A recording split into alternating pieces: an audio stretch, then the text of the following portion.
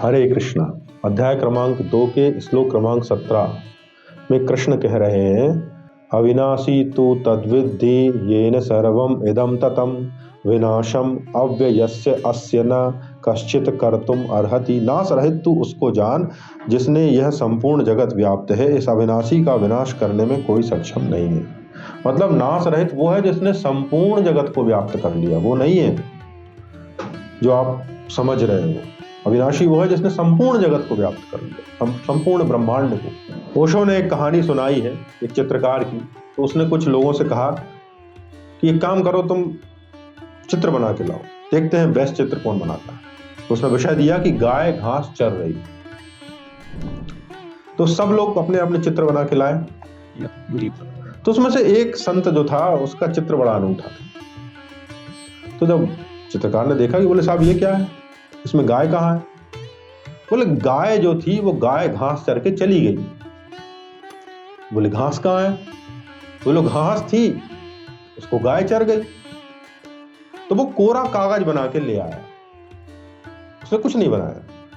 बोले ये वो है जो गाय के पहले भी था और गाय चर जाने के बाद भी है, जो सदा है, सतत वो कोरा कागज।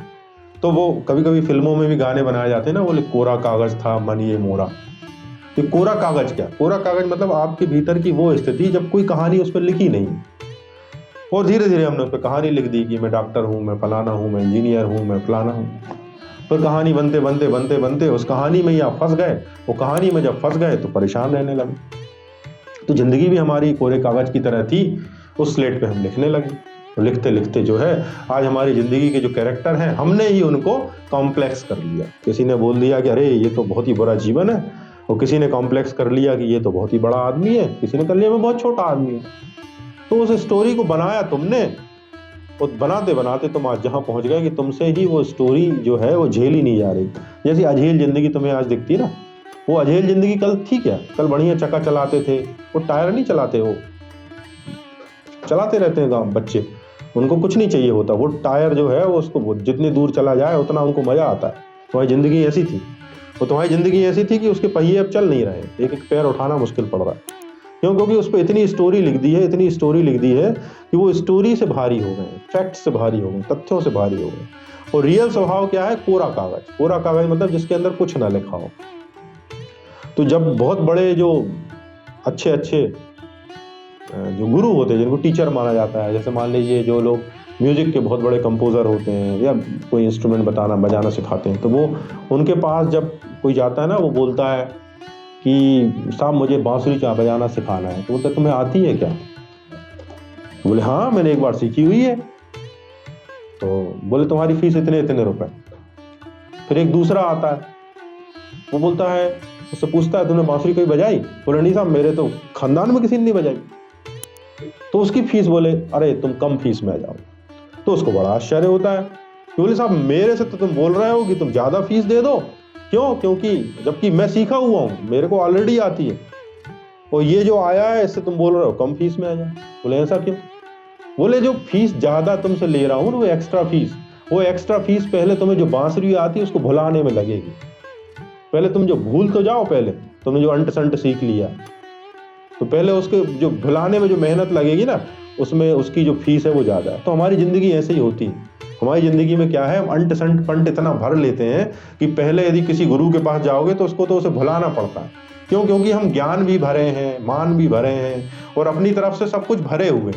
तो गुरु को खाली करना बड़ा मुश्किल। गुरु को तो खाली करना पड़ता है, गुरु को तो तुम्हें मिटाना पड़ता है। जब तो कुछ लिखेगा, जब तो परमात्मा उसमें से बहेगा, तो गुरु को बड़ी मेहनत लगती है। और जिनको ज्ञान नहीं है वो तो बड़े बेचारे अच्छे लोग हैं, और जिनने मान लो गीता वीता पढ़ ली, वो 4 से 8 लेक्चर पढ़ लिए, तो वो बड़े मुश्किल। क्यों? क्योंकि अब वो कहेंगे गुरु जी आप ये कह रहे हो, किताब में तो कुछ और लिखा है। तो बड़ी समस्या हो गई, क्योंकि गुरु के लिए अज्ञानी ज्यादा अच्छा है। 4-6 अज्ञानी लोग जितना गुरु के लिए बेटर होते हैं, ज्ञानी उतना बेटर नहीं होता। क्यों? ज्ञानी तर्क करेगा, फलाना गुरु ये कह रहा है, ढिकाना गुरु ये कह रहा है, फलाने वीडियो में ये लिखा है, फलाने करेगा कुछ नहीं। जो बेचारा थोड़ा विनम्र भाव का है उससे कहेंगे एक काम करो, आज तुम्हें कुछ नहीं करना है, ये गोबर रखा है पूरा आंगन लीपना है, गुरु जी ने बोल दिया पूरा आंगन लीपना है, वो चुपचाप सुबह शाम तक पूरा आंगन लीपता रहेगा। वो ये नहीं कहेगा कि साहब ये साधना नहीं है, ये साधना है, मुझे मोक्ष नहीं मिला, मुझे ज्ञान नहीं मिला। दूसरे दिन वो कहेगा एक काम करो, आज तुम गोबर ले जाओ, वो जाके तुम कूड़े में फेंक दो, वो जाके कूड़े में फेंक देगा। ऐसा व्यक्ति कल हो सकता है ज्ञान का अधिकारी हो जाए, लेकिन जिसके वो लग रहा है कि मुझे बड़ा ज्ञान है, उसको ज्ञान का अधिकारी बनाना गुरु के लिए भी कठिन। क्यों? क्योंकि पहले तो वो ज्ञान की लेयर हटाओ, जब कुछ संभावना बने कि तुम्हें कुछ जानो, ऐसा होता है। तो ये सब जो कहानी मैं इसलिए बता रहा था कि कृष्ण कह रहे हैं अविनाशी तू तद्विद्धि येन सर्वम इदम ततम, नाश रहित तू उसको जान जिससे यह संपूर्ण जगत व्याप्त है। मतलब जो दिख रहा है संपूर्ण जगत, वो उसके अंदर व्याप्त। अब तुम देखो कि जो दृश्य जगत है, मान लीजिए कि ये है मोबाइल है, या ये रिमोट है, ये क्या है? पदार्थ है, मैं इसको पकड़ रहा हूँ। अब थोड़ा सा एक विज्ञान का विद्यार्थी होगा, वो कहेगा साहब ये जो है ना पॉलीमर कंपाउंड का बना है। नहीं, वो ये नहीं कहेगा रिमोट का, it is a device created by polymer compound and few electrodes. ठीक है। फिर और ज्यादा वैज्ञानिक टाइप का होगा, वो कहेगा ये पॉलीमर कंपाउंड जो है ये कार्बन और हाइड्रोजन एटम से बने। फिर और कोई एक बुद्धि बताएगा, वो कहेगा नहीं साहब ये इलेक्ट्रॉन, प्रोटॉन और न्यूट्रॉन से बने। वो फिर एक और बुद्धिमान होगा, वो कहेगा नहीं साहब ये इलेक्ट्रॉन, प्रोटॉन, न्यूट्रॉन से भी नहीं बने, इनके पार भी ऊर्जा है, वो ऊर्जा केवल इलेक्ट्रॉन, प्रोटॉन और न्यूट्रॉन में डिवाइड हो रही है। नहीं, तो अल्टीमेटली ये रिमोट क्या है? ऊर्जा है। लेकिन मुझे क्या लग रहा? रिमोट। तो सारा का सारा जो दृश्य जगत है, चाहे आपका पलंग हो, टेबल हो, घर हो, पेड़ हो, पक्षी हैं, ये सब दृश्य जगत जो है इसी ऊर्जा से व्याप्त है। तो ये इस श्लोक में ये तो कह रहा है कि वो अविनाशी है और वह अविनाशी इस दृश्य जगत में व्याप्त है। और हे अर्जुन क्या कह रहे हैं? नाश रहित तू उसको जान जिससे यह संपूर्ण जगत व्याप्त है। इस अविनाशी का विनाश करने में कोई समर्थ नहीं है। तो अब विनाश किसका कर लोगे? विनाश तुम इसका कर सकते हो।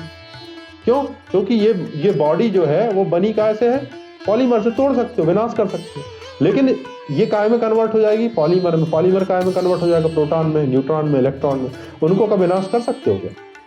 तो जो अविनाशी तत्व है उसका विनाश किया ही नहीं जा सकता।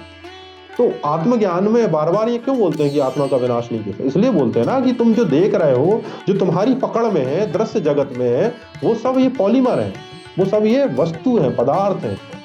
और जो पाया ही नहीं जा सकता, जिसको देखा नहीं जा सकता, जिसको केवल महसूस कर सकते हैं, वही अविनाशी तत्व है, वही इन सब के पीछे सोर्स है। तो इसको जीवन में अपनाओ, जीवन में ऐसे अपनाओ कि जब सुख हो, दुख हो, लाभ हो, हानि हो, उन सबको दृश्य जगत में व्याप्त परमात्मा की ऊर्जा मानो। और उसके पीछे जो अविनाशी है, जो सरल है, सतत है, वो स्वभाव है, वही स्वभाव तुम्हारा ठीक है, उसी को धीरे धीरे साधो। तो धीरे धीरे तुम्हारे जीवन में क्या होगा? तुम्हारे जीवन में स्थिरता आएगी, और स्थिरता आएगी तो जीवन में उन्नति भी होगी और सुख भी होगा। सुनने के लिए बहुत बहुत धन्यवाद। हरे कृष्ण।